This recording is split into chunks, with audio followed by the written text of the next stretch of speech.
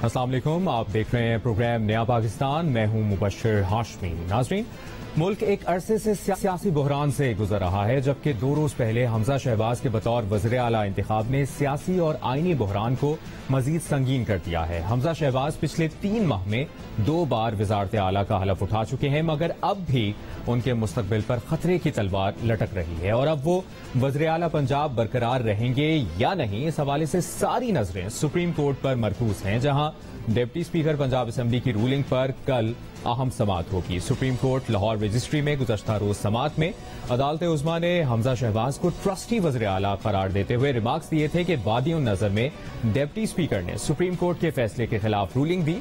बादियों नजर में हमजा शहबाज का वज़ारत आला का ओहदा गहरे खतरे में है, जिसके बाद हुकूमती इत्तेहाद में इस हवाले से बेचैनी वाज़ेह नजर आ रही है और नून लीग और पीपल्स पार्टी समेत हुकूमती इत्तेहाद ने सुप्रीम कोर्ट से मुतालिबा किया है कि इस केस की समाअत 3 रुकनी बेंच के बजाय फुल कोर्ट करे। 12 करोड़ अवाम के मुंतखब नुमाइंदे को अगर अदालती फैसले के जरिए से घर भेजना है, ट्रांसपेरेंसी और इंडिपेंडेंस का ये तकाजा है। इसको तमाम जो अदालत के जज साहिबान हैं फुल कोर्ट के सामने रखा जाए। हम ये चाहेंगे कि ये फुल बेंच हो, so that this important decision is decided with that collective wisdom. खुदारा इसे 3 मेंबर बेंच पर ना रखें, इसे फुल बेंच की तरफ ले जाएं। हम फुल बेंच के सामने अपना मौकफ रखना चाहते हैं। हर सियासी केस यही 2-3 आदमी सुने, किसी जज को ऐसी सूरत हाल से बचने की कोशिश करनी चाहिए। उसको ऐसे केसेस का समाअत भी नहीं करना चाहिए कि जिसके बारे में किसी एक फरीक के तहफ़्फ़ुज़ात हों। इत्तेहादी हुकूमत डिप्टी स्पीकर की रूलिंग की समाअत के लिए फुल कोर्ट का मुतालिबा कर रही है। हुकूमती रहनुमाओं ने फुल कोर्ट की तश्कील के लिए कल सुप्रीम कोर्ट में पिटीशन दायर करने का भी फैसला किया है। इसके अलावा सुप्रीम कोर्ट बार के 5 साबिक सदूर ने भी चीफ जस्टिस ऑफ पाकिस्तान से अहम आईनी मामलात पर नजरसानी की दरखास्त फुल कोर्ट बेंच को भेजने का मुतालिबा किया है। सुप्रीम कोर्ट बार के साबिक सदूर अब्दुल लतीफ आफरीदी, यासीन आजाद, फजल हक अब्बासी, कामरान मुर्तजा और सैयद कल्ब हसन ने अपने मुश्तरका बयान में कहा है कि मौजूदा मुल्की सूरत हाल को मद्देनजर रखते हुए वज़ीर आला पंजाब के इंतखाब और आर्टिकल 63A की तशरीह की सुप्रीम कोर्ट बार की नजरसानी की दरखास्त फुल कोर्ट सुने और अहम तरीन आईनी मुकदमात का तमाम फरीकैन को सुनकर एक साथ फैसला किया जाए। एक तरफ फुल कोर्ट के कयाम का मुतालिबा जोर पकड़ रहा है, तो दूसरी तरफ मुस्लिम लीग नून का बयानिया भी अचानक जारहाना हो गया है। नून लीग इदारों और बिलखुसूस अदलिया पर दबाव बढ़ा रही है, मखसूस बेंचेस और जजेस पर तनकीद की जा रही है और ये तासुर देने की कोशिश कर रही है कि हुकूमत को जबरदस्ती जल्द इलेक्शन की तरफ धकेला जा रहा है, जिसके जवाब में पीटीआई जो खुद कुछ रोज पहले तक अदलिया को निशाना बना रही थी, वो अब हुकूमत पर अदलिया के खिलाफ मुहिम चलाने का इल्जाम लगा रही है। और वो पीडीएम जमातें जो कौमी असेंबली के साबिक डिप्टी स्पीकर कासिम सूरी की रूलिंग से मुतालिक सुप्रीम कोर्ट के फैसले को आइन की फतह करार दे रहे थे, जो उन्हीं जजेस ने लिखा था जो आज दोस्त मजारी की रूलिंग के केस के बेंच में शामिल है, मगर अब हुकूमत इन जजेस और बेंच की साख पर सवाल उठा रही है।